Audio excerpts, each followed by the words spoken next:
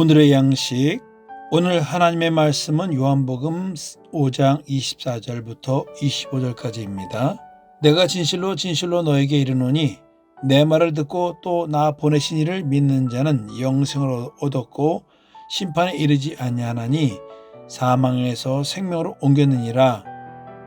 진실로 진실로 너에게 이르노니 죽은 자들이 하나님의 아들의 음성을 들을 때가 오나니 곧 이때라.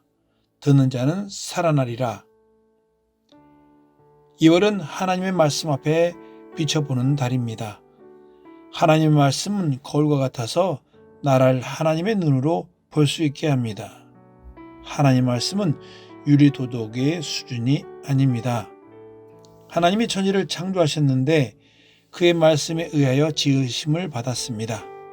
하나님의 말씀은 창조의 능력입니다. 그러므로 하나님의 말씀 앞에서 높아지거나 반대할 수 없는 절대적인 힘입니다.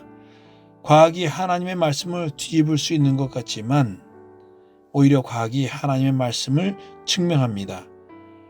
전능자의 능력으로 능히 하나님을 대적하는 것을 파할 수 있습니다. 그러나 문제는 하나님의 대적자 마귀와 하나님의 구원하실 사람들이 공동 운명체라는 것입니다. 그래서 하나님은 원수인 마귀를 멸하고 사람을 구원하시는 대서사를 실행하시게 됩니다. 하나님의 아들을 세상에 보내셨습니다. 사람들은 메시아에 대한 환상이 있었습니다. 자신들의 추구하는 구세주입니다. 제자들은 예수님을 따라다니면서 여러 번 도중에서 누가 크냐는 쟁론을 했습니다.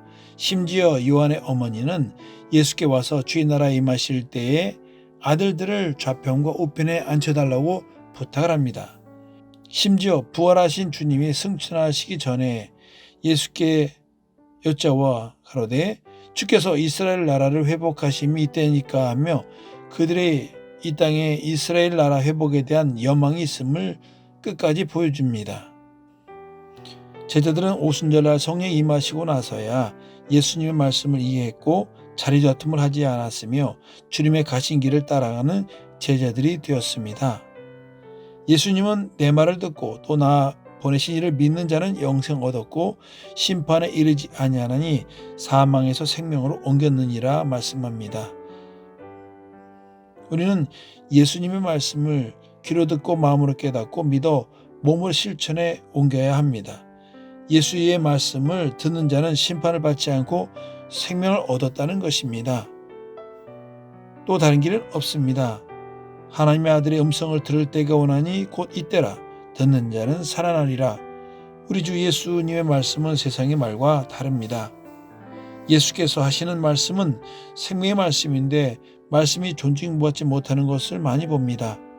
귀로는 듣고 아멘하지만 그의 명령이 나의 삶을 움직이지 못하는 것이 현실입니다.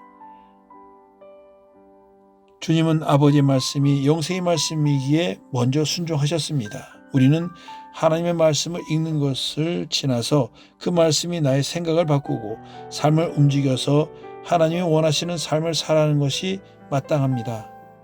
기도합니다.